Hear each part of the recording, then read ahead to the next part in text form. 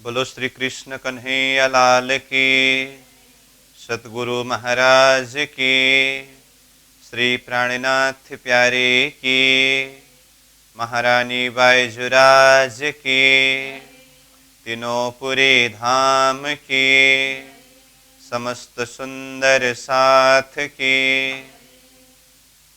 आनंद कंदम प्रभुदेव चंद्रम ब्रजेश रूपेण पुरापि जातं प्रवेश्य प्राप्तं प्रिय प्राणनाथं परेश पूर्णं सततं नमामि।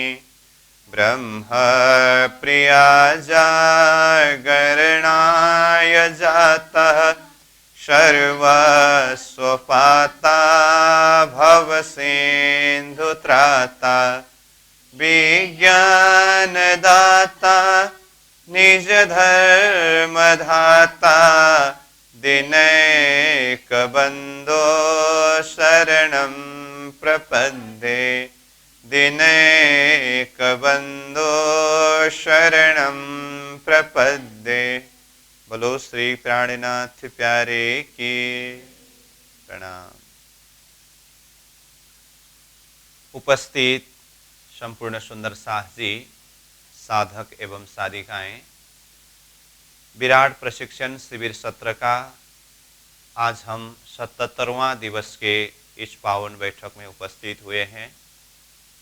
सर्वप्रथम आप सभी को सप्रेम प्रणाम एवं स्वागत करते हुए आज का विषय वस्तु कक्षा सत्र को हम आगे बढ़ाने जा रहे हैं। आज का हमारा प्रसंग है प्रलय, यानी कि 4 प्रकार के जो प्रलय है, अक्षर ब्रह्म के द्वारा स्वप्निक रूप में रचित यह क्षर ब्रह्मांड अंततोगत्वा प्रलय काल में नाश होकर के जाने वाला है। तो प्रलय के संदर्भ में जो 4 प्रकार का प्रलय है, नित्य प्रलय, नैमित्तिक प्रलय, प्राकृतिक प्रलय और आत्यंतिक महाप्रलय, तो ये 4 प्रकार का प्रलय का चैप्टर अथवा विषय वस्तु जिसके ऊपर आज अध्ययन करेंगे। तो जो प्रसंग यहाँ विराट विज्ञान दर्पण किताब में पेज नंबर 98 से प्रारंभ हो रहा है।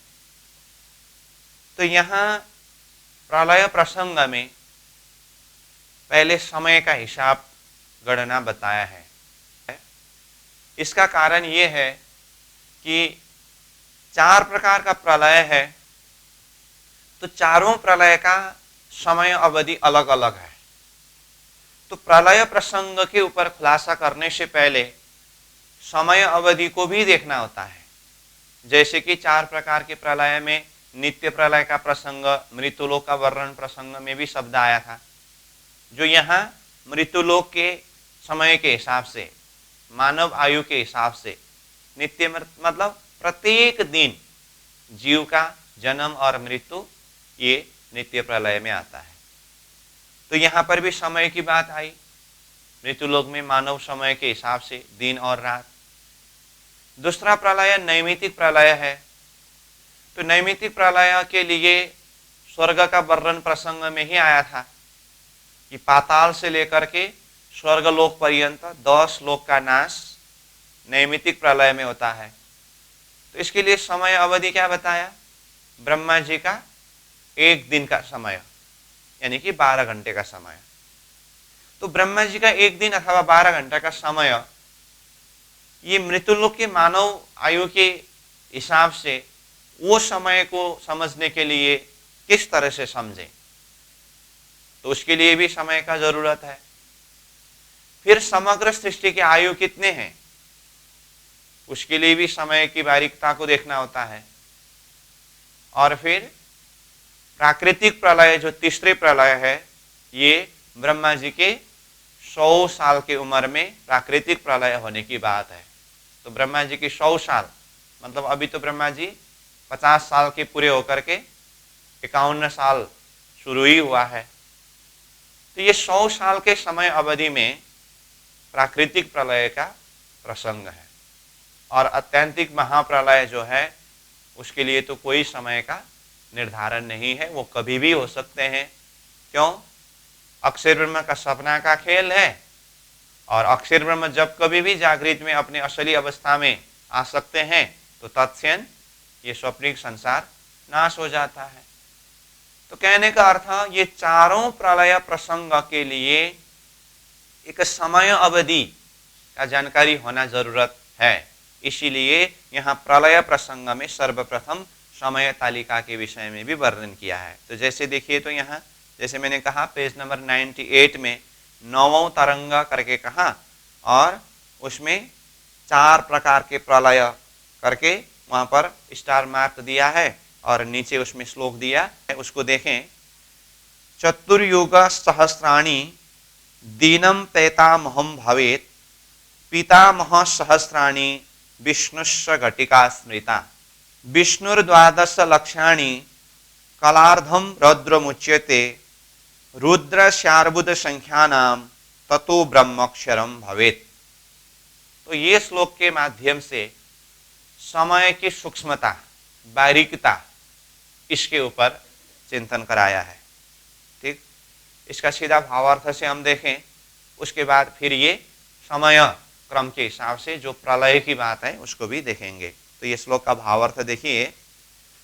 कृतयुग, त्रेतायुग, द्वापर युग और कलियुग। तो यहाँ पर कृतयुग कह करके सतयुग के लिए कहा है।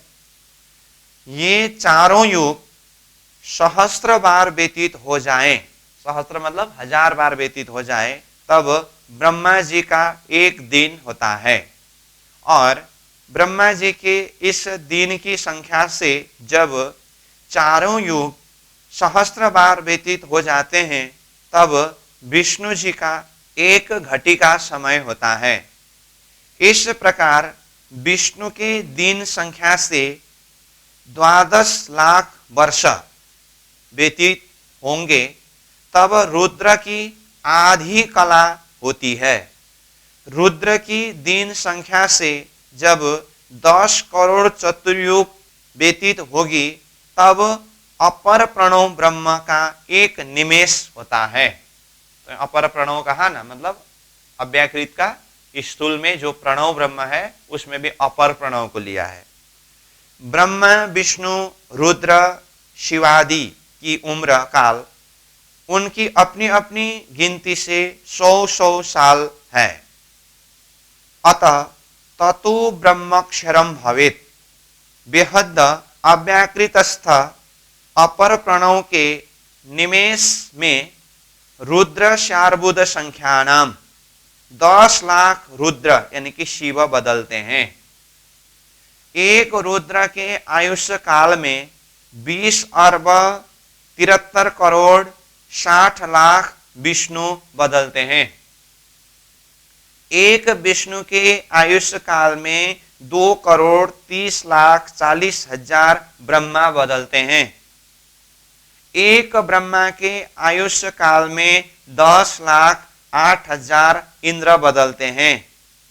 एक इंद्र के आयुष्य काल के बराबर सतलोक स्थायी ब्रह्मा जी के 51 मिनट 25 सेकेंड और मनुष्य के 30 करोड़ 85 लाख 71 हजार 428 वर्ष होते हैं।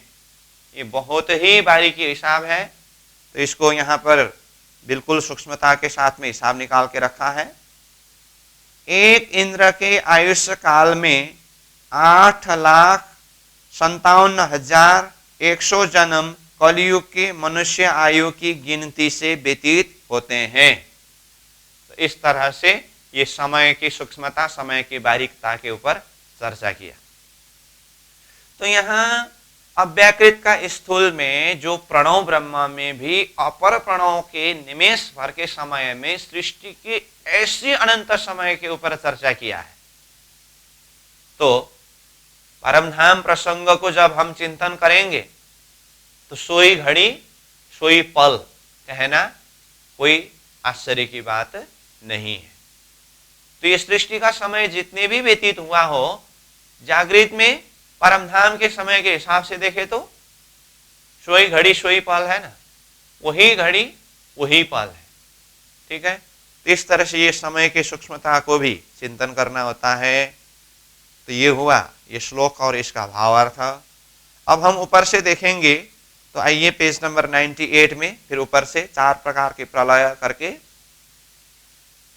शास्त्रों में प्रलय 4 प्रकार के बताए गए हैं, जैसे नित्य प्रलय, नैमित्तिक प्रलय, प्राकृतिक प्रलय तथा आत्यंतिक महाप्रलय।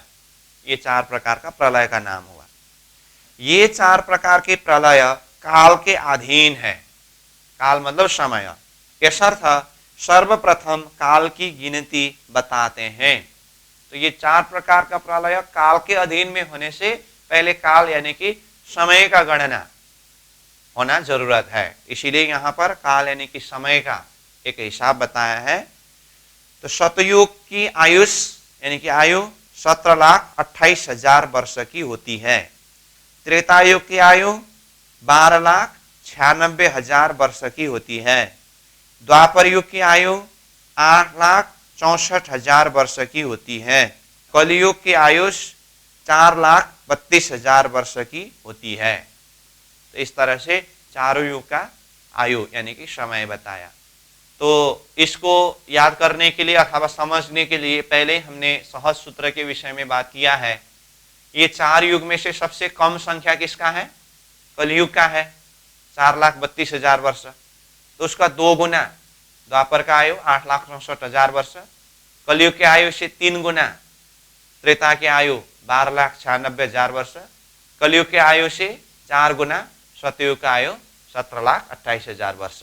इस तरह से हम समझ सकते हैं। और ये सत, त्रेता, द्वापर, कली 4 युग को ही एक शब्द में क्या कहा? चतुर्युग कहा। और चतुर्युग का आयु है चारों युग का आयु जोड़ करके 43,20,000 वर्ष। ठीक, आगे देखिए, चारों युगों की आयुष मिलाने पर मनुष्य लोक के 43,20,000 वर्ष होते हैं और देवता लोक के 12,000 वर्ष होते हैं। तब उनको एक चतुर्युगी आयुष कहा जाता है। इस तरह 1,000 चतुर्युगी जब बीत जाती है तब शतलोक स्थायी ब्रह्मा जी का एक दिन होता है और इतनी ही बड़ी रात्रि भी होती है। अतः मृत्युलोक के 4,32,00,00,000 वर्ष बराबर शतलोक स्थायी ब्रह्मा जी का एक दिन 12 घंटा है। तो ब्रह्मा जी के 24 घंटे यानी कि दिन और रात में तो मृत्युलोक के 8,64,00,00,000 वर्ष हुए। तो ये समय क्रम जो पहले हमने चर्चा किया वही बात को यहाँ इस तरह से खुलासा करके लिखे हैं। ये भी हम समझ गए। मतलब चतुर्युग 1000 बार व्यतीत होते समय, मतलब एक चतुर्युग में 43,20,000 वर्ष है और ये 1000 बार व्यतीत होते समय मतलब 43,20,000 वर्ष गुना 1000 इजकल टू 4,32,00,00,000 वर्ष मृत्युलोक का समय व्यतीत होते समय शतलोक स्थायी ब्रह्मा जी का 12 घंटे का समय हुआ और रात्रि के लिए भी इतना ही समय व्यतीत होना होता है। तो दिन और रात 12-12 घंटे अथवा 24 घंटे का समय पूरा होने के लिए मृत्युलोक के मानव आयु के हिसाब से 8,64,00,00,000 वर्ष व्यतीत होना होता है। तो इतने समय में ब्रह्मा जी का 24 घंटे का समय अथवा एक दिन और एक रात का समय होता है। तो इस क्रम से ब्रह्मा जी अभी कितने समय के हुए? बोले 50 वर्ष पूरा हुआ। तो ब्रह्मा जी के 50 वर्ष को एक प्रारब्ध कहा। 50 वर्ष पूरे होकर के अभी 51वें वर्ष के ये 28वें कलयुग का समय में वर्तमान हम उपस्थित है। तो ये हुआ समय का गणना। और ये समय गणना के साथ में आगे ही बताया ये सृष्टि के आयु के लिए ब्रह्मा जी के समय से भगवान विष्णु का समय सूक्ष्म है, भगवान विष्णु के समय से रुद्र यानी कि महादेव जी के समय सूक्ष्म है।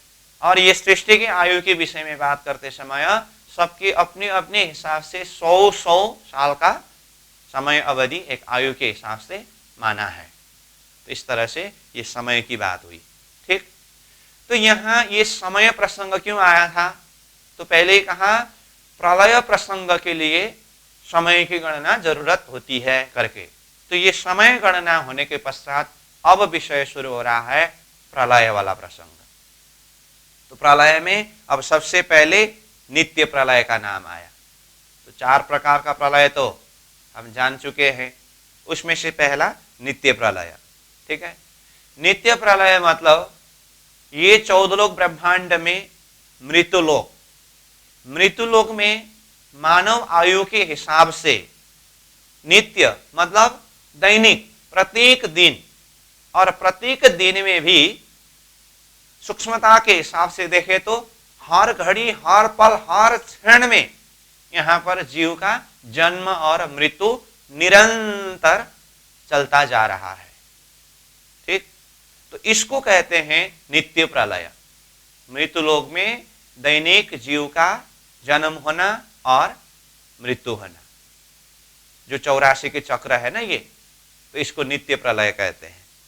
ठीक, अब इसमें जो भी बात बताया है हम यहाँ किताब में जो वर्णन किया है उसी से ही सीधा समझ सकते हैं, इसलिए मैं सीधा किताब से पढ़ रहा हूँ। पेज नंबर 100 में पहुंच गए हम। ऊपर देखिए नित्य प्रलय।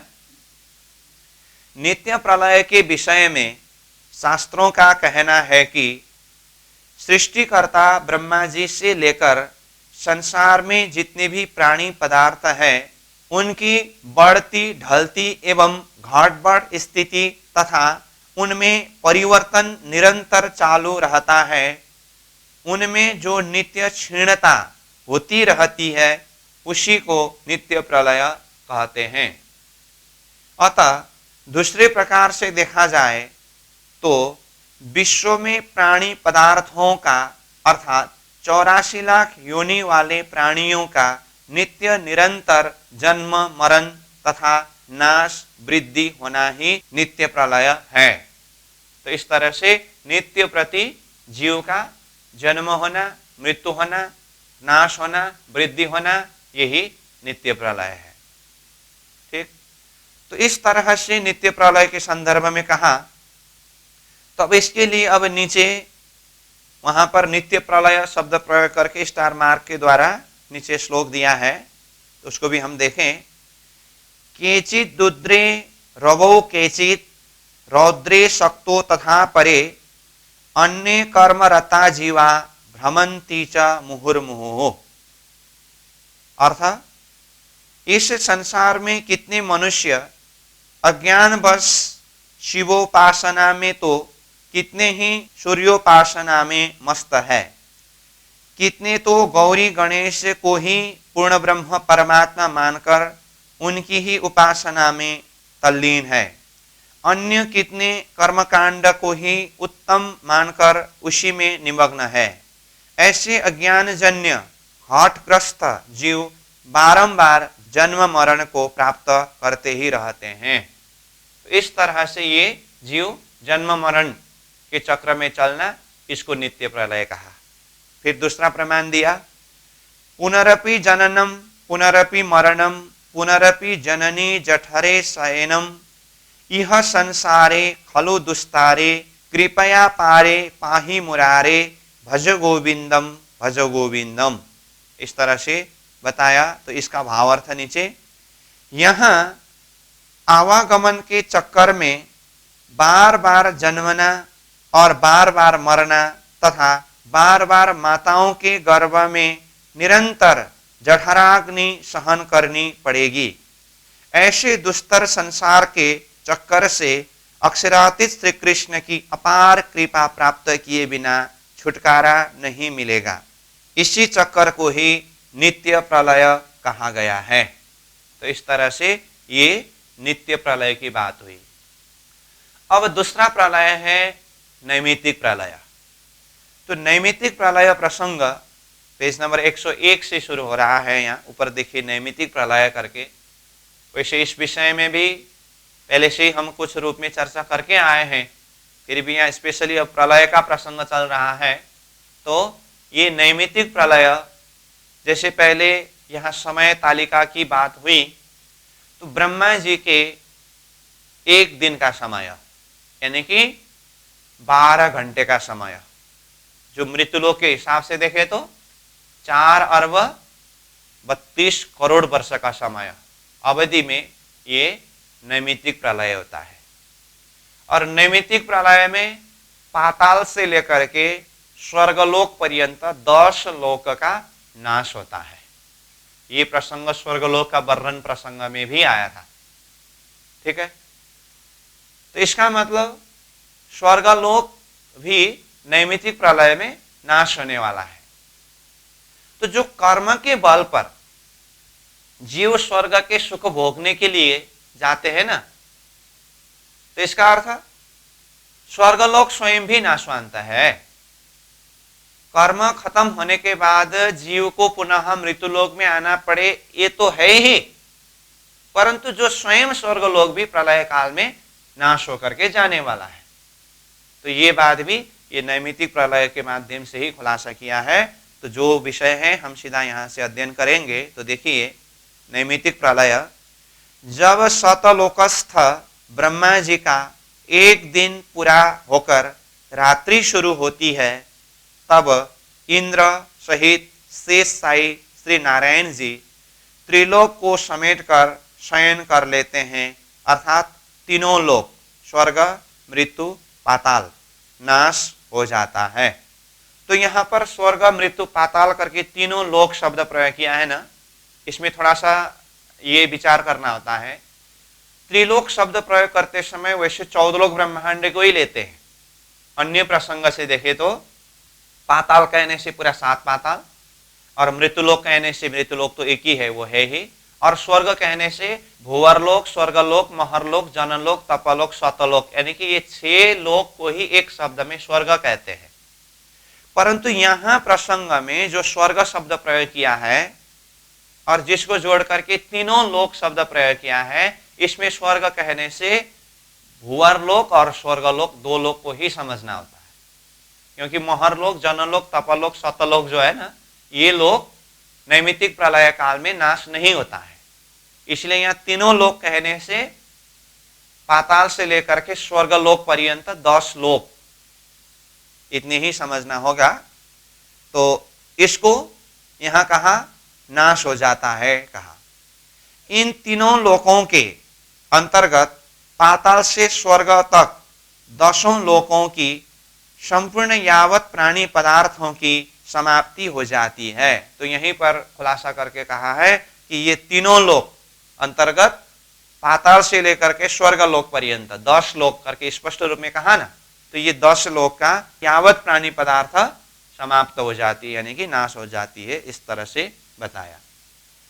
उक्त प्रलय में महरलोक की हद सीमा तक नैमित्तिक प्रलय का जल आ जाता है। महरलोक का कुछ भाग जल में डूब जाता है। जनलोक तपलोक और शतलोक कल्पांत प्राकृतिक प्रलय तक स्थायी अमरलोक रहते हैं। मतलब कल्प के अंत समय में भी ये रहने वाला। ब्रह्मा जी के एक दिन के समय को एक कल्प कहा है, तो कल्प के अंत में यानी कि ब्रह्मा जी के एक दिन समय पूरा होने पर ये नैमित्तिक प्रलय होता है।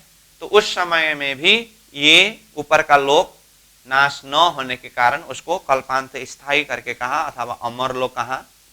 ध्रुवलोक भी इस प्रलय में कल्पांत स्थायी कहा गया है।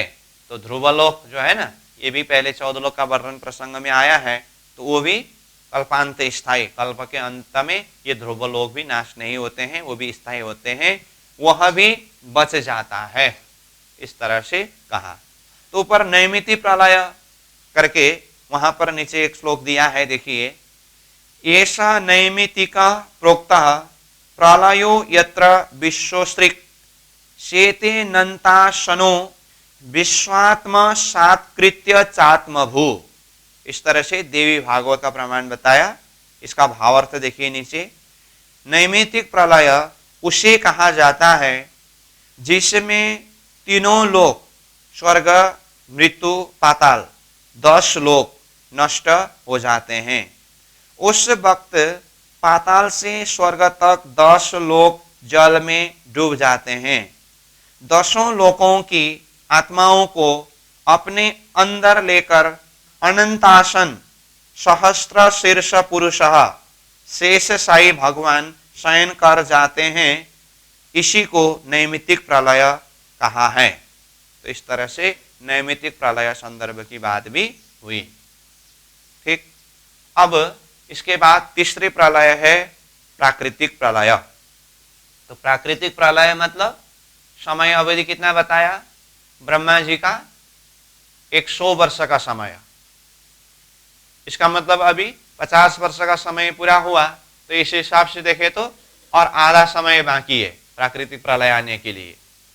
और ये प्राकृतिक प्रलय में पाताल से लेकर के मोह तत्व तक, यानी कि 14 लोक, अष्टावरण, ज्योति स्वरूप, गायत्री और मोह तत्व, आदिनारायण का स्थूल और सूक्ष्म शरीर, ये प्राकृतिक प्रलय काल में नाश हो जाता है। बाकी यहीं से हम अध्ययन करेंगे। देखिए, प्राकृतिक प्रलय शतलोकस्थ सृष्टिकर्ता ब्रह्मा जी के वर्ष के हिसाब से जब 50 वर्ष हो जाते हैं, तब इतने काल को एक परार्ध कहते हैं।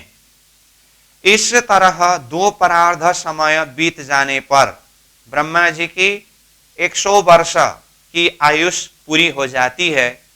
इतने समय तथा 2 परार्ध समय बीतने पर ब्रह्मा जी अपने मूल कारण, मूलभूत को प्राप्त हो जाते हैं। उस समय पंच तन्मात्रा, अहंकार, अष्टावरण, ज्योति स्वरूप, वेष्टि ज्योति तथा ब्रह्मा, विष्णु, महेश, शेष आदि विराट के सभी देव तथा सूक्ष्म स्वरूप की तमाम सामग्रियां अपने मूल में लय हो जाती है। इसी को प्राकृतिक प्रलय कहते हैं।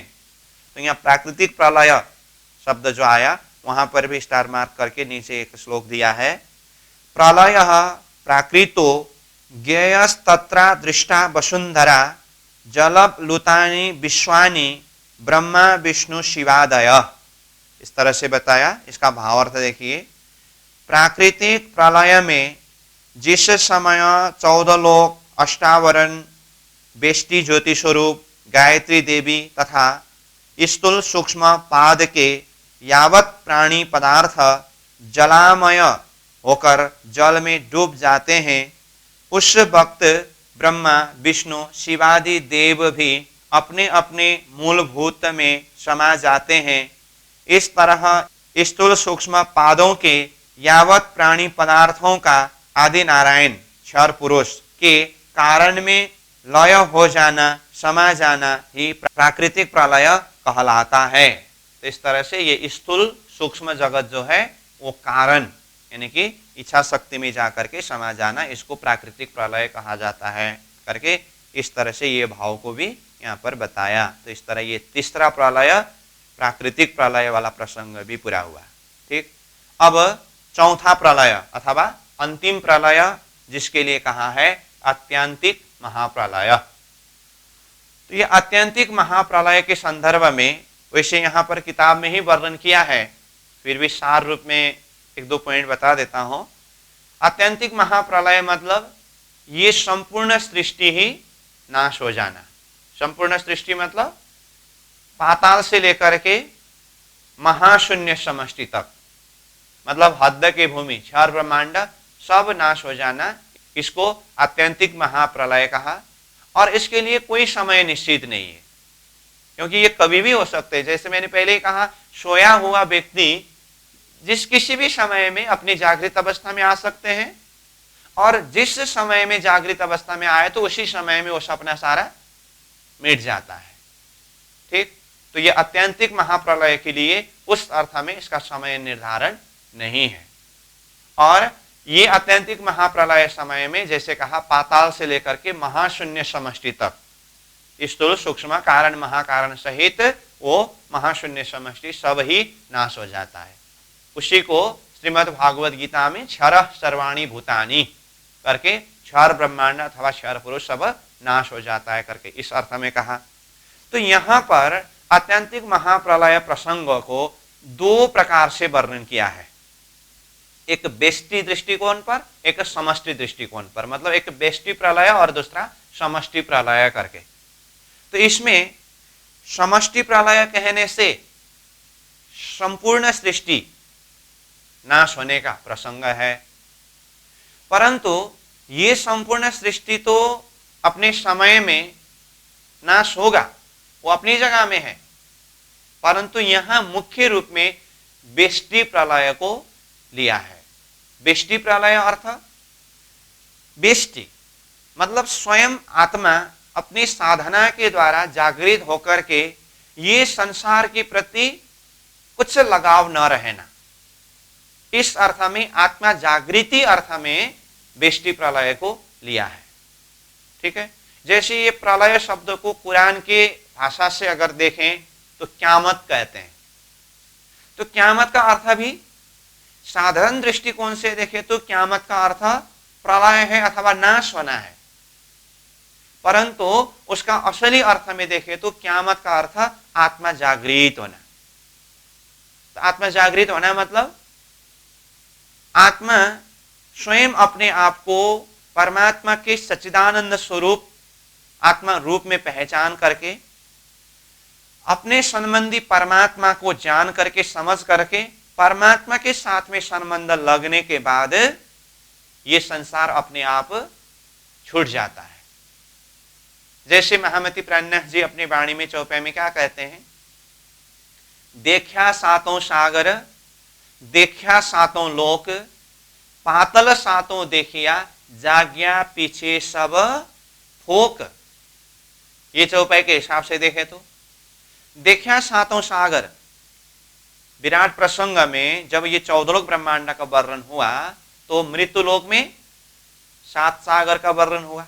तो प्राणनाथ जी कहते हैं मैंने ये मृत्यु लोक के अंतर्गत 7 सागरों को भी देखा और देखा सातों लोक, मृत्यु लोक सहित ऊपर के 7 लोक को भी देखा, पाताल सातों देखिया, मृत्यु लोक से नीचे के 7 पाताल को भी देखा, और अंत में कहते हैं जाग्या पीछे सब फोक। जब ज्ञान के द्वारा आत्मा जागृत होने के बाद ये सारा 14 लोक ब्रह्मांड अथवा जो कुछ भी रूप देखा ये सब फोक यानी कि झूठा प्रतीत होता है। तो इस तरह से अपनी आत्मा को जागृत करके आत्मा दृष्टि के हिसाब से देखते समय ये सारा संसार ही मिथ्या है, झूठा है, इस बात को अच्छी तरह से समझना और मेरा संबंध सच्चिदानंद स्वरूप परमात्मा के साथ है करके वो परमात्मा के चिंतन में ही निरंतर लगे रहना, ये स्थिति का नाम है व्यष्टि रूप में आत्यंतिक महाप्रलय। तो उसके लिए अब संसार होना न होना कुछ फर्क नहीं पड़ेगा, वो स्थिति का नाम है तुम देखत मुहे इन इंड में मैं 14 तबक से दूर, अंतर्गत ब्रह्मांड ते सदा साहेब की हजूर।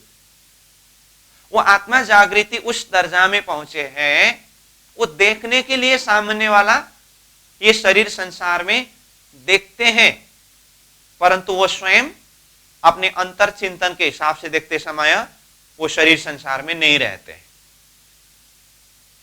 मगन पिया के प्रेम में, वो तो परमात्मा के प्रेम में मगन हो जाते हैं।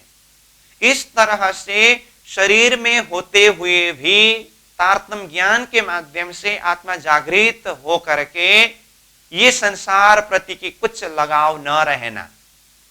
अगर ये संसार को देखते भी हो तो वो परमात्मा की एक लीला के रूप में उस दृष्टि से देखते हैं। और संसार में रहना उसका क्या भाव रहता है, परमात्मा के हुक्म के द्वारा जब तक ये खेल को दिखाना है तब तक देखेंगे, लेकिन अपने आप ये संसार के प्रति कोई लगाव, कोई आसक्ति भाव नहीं रखते हैं। इस तरह से आत्मा जागृत होने को व्यष्टि रूप में आत्यंतिक महाप्रलय प्रसंग के ऊपर चर्चा किया है। और ये मुख्य बात है, समग्र रूप में समष्टि प्रलय तो अब कब होगा, वो तो सृष्टि की अपनी आयु है। तो आत्मा ये मनुष्य शरीर में आया हुआ अवसर पर ही ज्ञान के माध्यम से पूर्ण रूप से जागृत हो और ये सारा सृष्टि के प्रति उनका कोई भी लगाव न रहे। इस तरह से आत्म जागृत होने को बेष्टि रूप में आत्यंतिक महाप्रलय प्रसंग के ऊपर वर्णन किया है।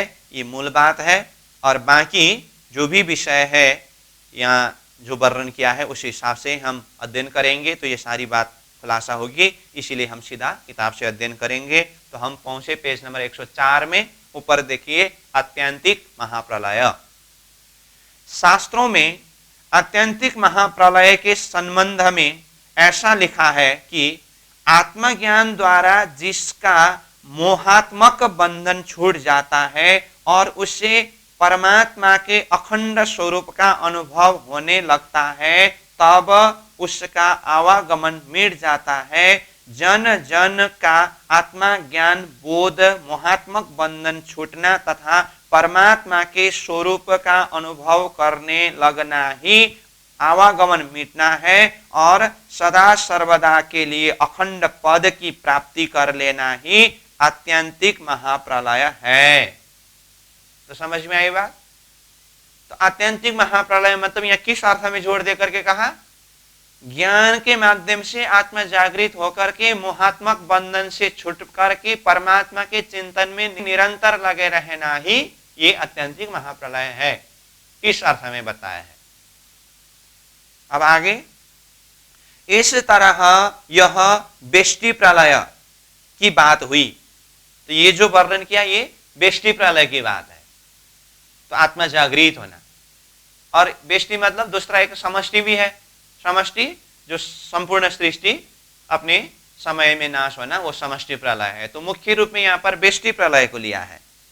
तो अब यहाँ नीचे देखिए बेष्टि प्रलय करके बेष्टि समष्टि सृष्टि बोध आदि पुरुष क्षर पुरुष के महाकारण मंडल में शास्त्रोक्त दो वृक्ष है।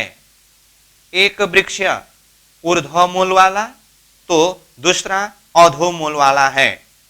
ऊर्ध्व मूल वाला वृक्ष समष्टि सृष्टि बोधक है तो अध मूल वाला वृक्ष बेष्टि सृष्टि बोधक है।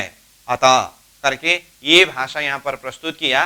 तो आप यहाँ नक्शा में देखिए आदि नारायण के महाकारण मंडल मतलब ये, ठीक है। और यहाँ पर दो वृक्ष की बात हुई। तो दो वृक्ष एक यहाँ है दूसरा यहाँ है, ये वृक्ष, ठीक। एक वृक्ष अधोमूल मतलब इसका मूल नीचे की तरफ है, मतलब वृक्ष ऊपर की तरफ विस्तार हुआ है। और दूसरा वृक्ष ऊर्ध्वमूल ऊपर की ओर मूल यानी कि ये वृक्ष का मूल जड़ है और शाखाएं नीचे तरफ विस्तार हुआ है। तो वहां महाकारण मंडल में दो प्रकार के वृक्ष के वर्णन आया। उसके लिए यहां पर क्या कहा, एक वृक्ष जो ऊर्ध्व मूल वाला है। ऊर्ध्व मूल मतलब मूल ऊपर की ओर है और इसकी डाली नीचे की तरफ गया है, ये समष्टि सृष्टि बोधक है। मतलब ये वृक्ष जो है जिसका मूल ऊपर की ओर है और डाली नीचे की तरफ विस्तार हुआ है, इसको समष्टि सृष्टि बोधक कहा। और ये वाला वृक्ष जिसका मूल नीचे है और डाली ऊपर की ओर विस्तार हुआ है, उसको बेष्टि सृष्टि बोधक कहा।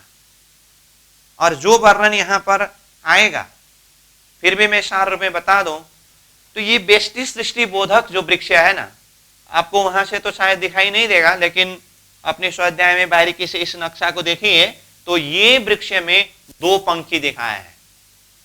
एक पंखी थोड़ा नीचे की डाली में है और दूसरा पंखी थोड़ा ऊपर की डाली में है।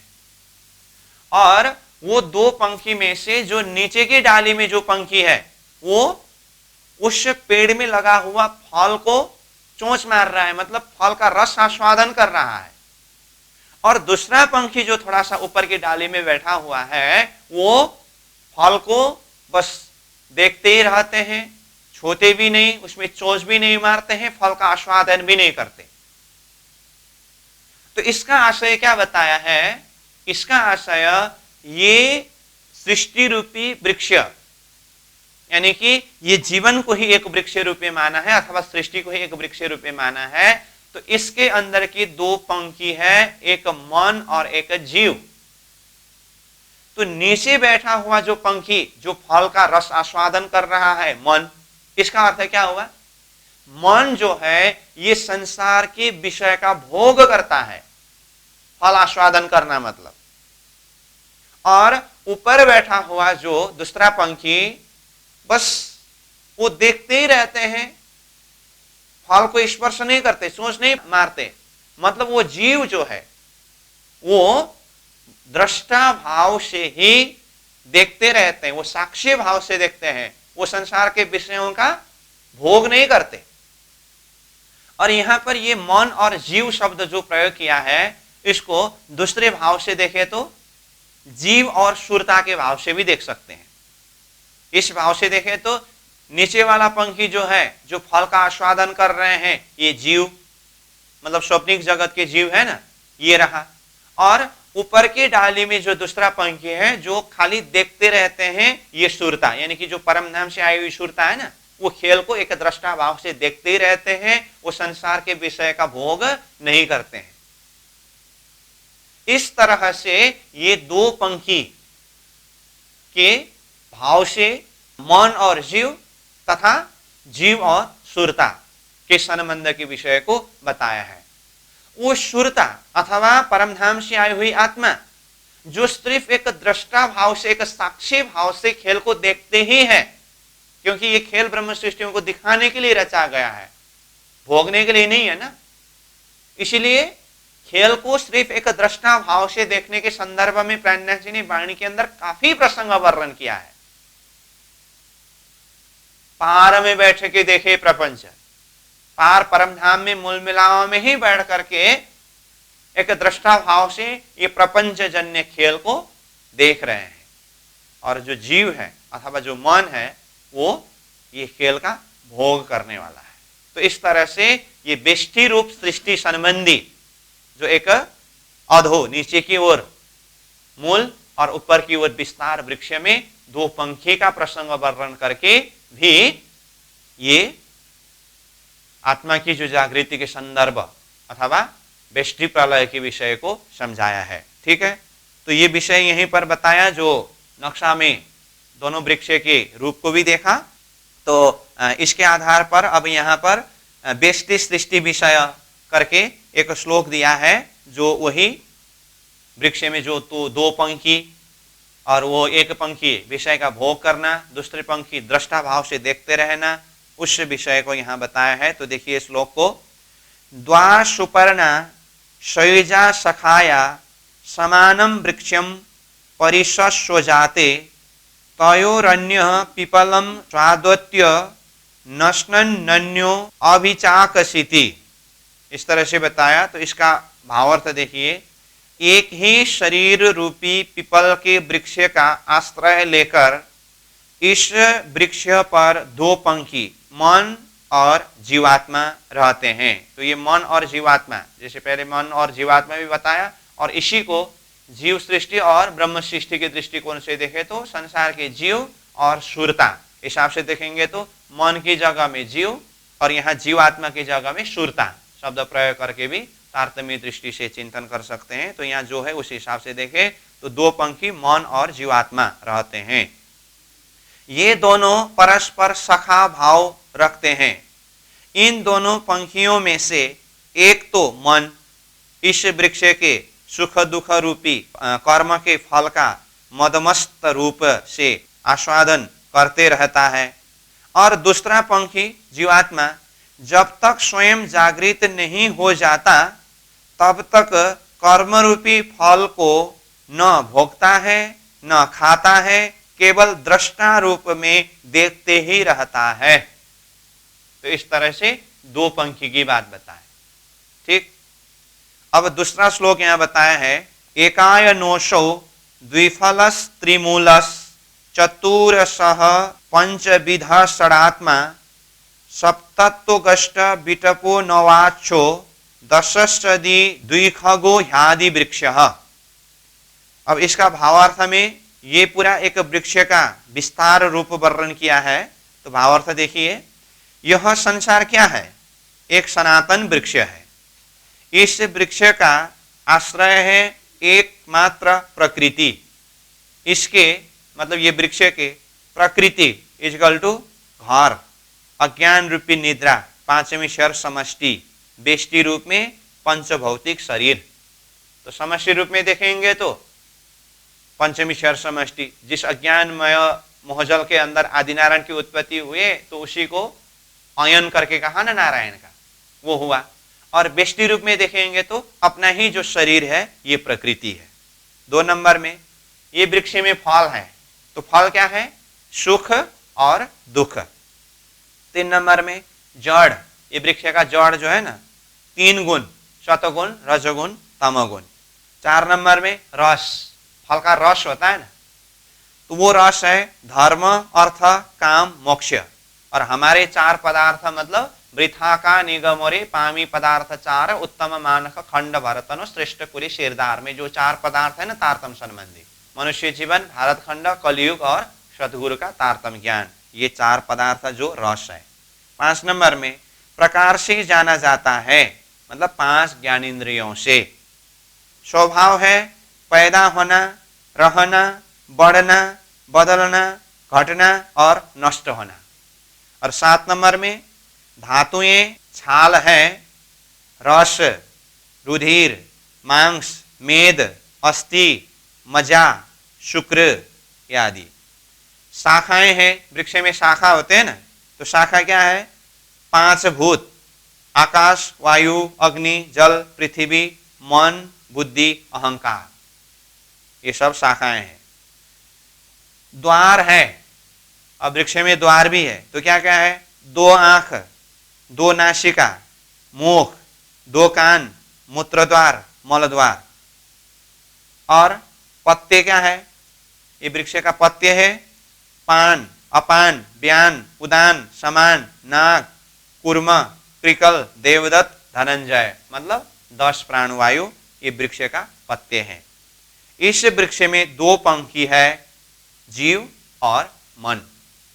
ठीक, तो इस तरह से ये बेष्टि रूप सृष्टि बोधक एक वृक्ष के विषय की बात हुई। तो इस वृक्ष में जो जीव अथवा सुरता रूपी पंखी है, वो तारतम ज्ञान के माध्यम से स्वात्मा पहचान होना, मतलब आत्मा जागृत होना, उसको बेष्टि रूप में ये प्रलय बताया है। ठीक, तो आइए फिर अपने मूल स्थान पेज नंबर 104 ऊपर देखिए। इस तरह यह बेष्टि प्रलय की बात हुई, यहां तक देखा था। अब आगे देखिए, इसी तरह ब्रह्मांड मोहतत्व का भी नाश अविकल्प निश्चय है। इस प्रकार बेष्टि पिंड की ही तरह ब्रह्मांड के स्थूल, सूक्ष्म, कारण और महाकारण का भी नाश हो जाना महाप्रलय का ज्ञान गर्भित अर्थ है। जिस तरह एक बेष्टि यानी कि एक जीवात्मा का स्थूल सूक्ष्मादि शरीर का नाश आत्यंतिक महाप्रलय कहा जाता है, उसी तरह जीवों को उत्पन्न करने वाला एक अहम बहुश्याम कहने वाला आदि नारायण तथा महामाया एवं 5वीं क्षर समष्टि का विलीन हो जाना ही महाप्रलय कहा जाता है। समग्र सृष्टि में आदि नारायण स्वयं, जिन्होंने एक अहम बहुश्याम कह करके सृष्टि का विस्तार किया था, उनका नाश होना ये महाप्रलय कहा गया है। ठीक, जिस 5वीं क्षर समष्टि रूप महाप्रलय के अंतर्गत सगुण, निर्गुण, निराकार, सत, असत, तमाम स्थूल, सूक्ष्म, कारण, महाकारण, महाविष्णु, आदिनारायण, महाशून्य संपूर्ण क्षर समष्टि अपने मूलभूत सद अव्याकृत में लीन हो जाती है, उसे आत्यंतिक महाप्रलय कहा जाता है। मतलब आदिनारायण के स्थूल, सूक्ष्म, कारण, महाकारण सहित महाशून्य समष्टि सब अपने मूलभूत में, मतलब सद अव्याकृत, मतलब अव्याकृत का जो स्थूल प्रणव ब्रह्म से ये शक्ति आया था ना, उसी में जाकर के सूक्ष्म रूप में मिलना, इसको समष्टि रूप में आत्यंतिक महाप्रलय कहते हैं। इस तरह से कहा।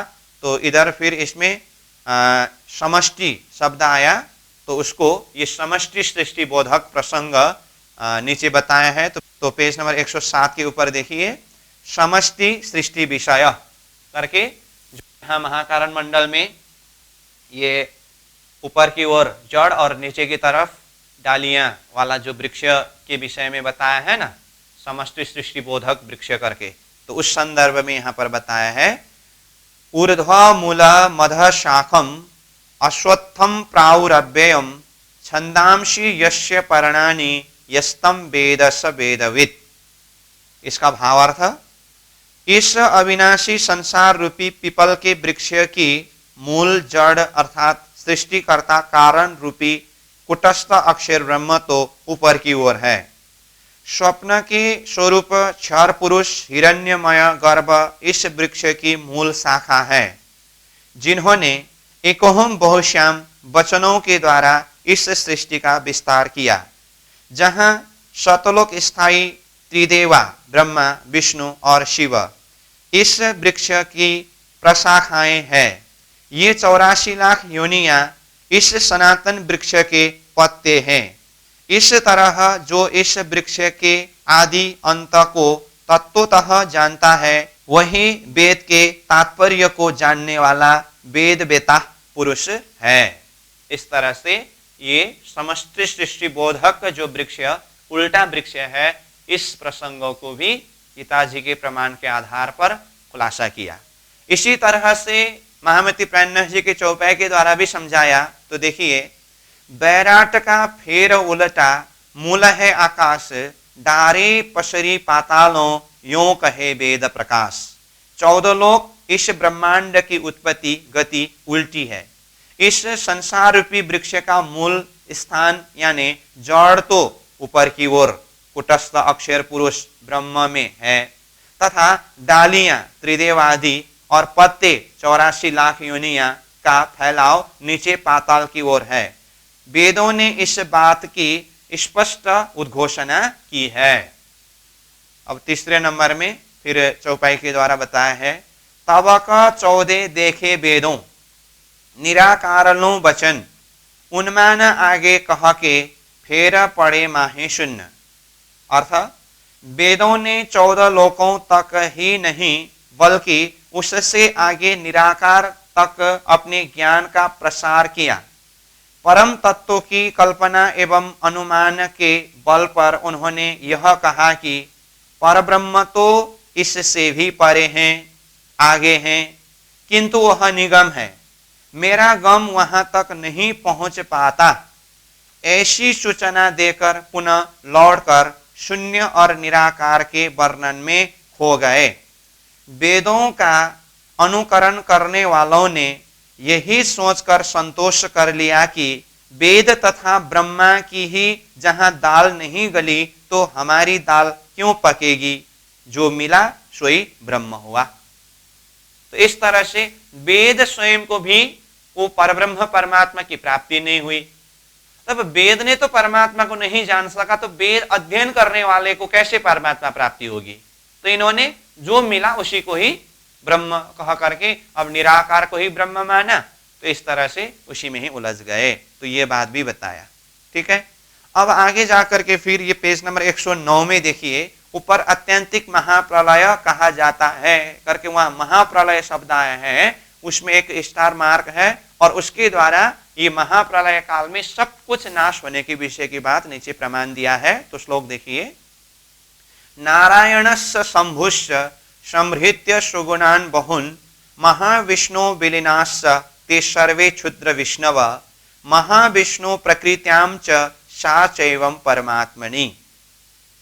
तो इसका भावार्थ, शेष साई नारायण शंभु आदि जितने भी वैभव देवादि है, वे सब के सब अपने लोक को समेटकर महाविष्णु आदि नारायण में और महाविष्णु प्रकृति पांचवी क्षर समष्टि मोह माया शून्य में विलीन हो जाते हैं एवं प्रकृति महामाया अपने मूल स्वरूप ब्रह्म सद अव्याकृत में विलीन हो जाती है। इस तरह महाप्रलय के समय व्यष्टि और समष्टि क्षर पुरुष का लय हो जाना, इसको भी आत्यंतिक महाप्रलय कहते हैं। तो यहाँ पर इसको भी शब्द इसीलिए प्रयोग किया गया है कि पहले व्यष्टि प्रलय की भी बात है, तो उसी तरह से ये समष्टि प्रलय में सारा आदि नारायण, ये क्षर ब्रह्मांड अथवा पांचवी क्षर समष्टि तक की सारे शक्ति अपने मूलभूत में लय होना, इसको भी आत्यंतिक महाप्रलय कहते हैं। इस तरह से बताया। अब महाप्रलय होशी जब लगा, तबलों रहेसी अंधेर जी, ता कारण पीयूजी करे रे पुकार, जिन भूलो इन बेर जी। महाप्रलय काल तक यह अंधकारमयी रात्रि और इस मायावी जगत की लीला चलती रहेगी। यशर्थ अनगिनत जन्म मरण से बचने के लिए प्रियतम आपको पुकार पुकार कर जागृत कर रहे हैं। ऐसा सुअवसर पुनः प्राप्त करना बहुत दुर्लभ है। श्री विजयाभिनंद बुद्ध निष्कलंक अवतार महामती स्वरूप ने यह निर्णय किया है कि 5 तत्व छठी आत्म शास्त्र सबों ये मत यो निर्माण बाद के ले सुपन कियो सत।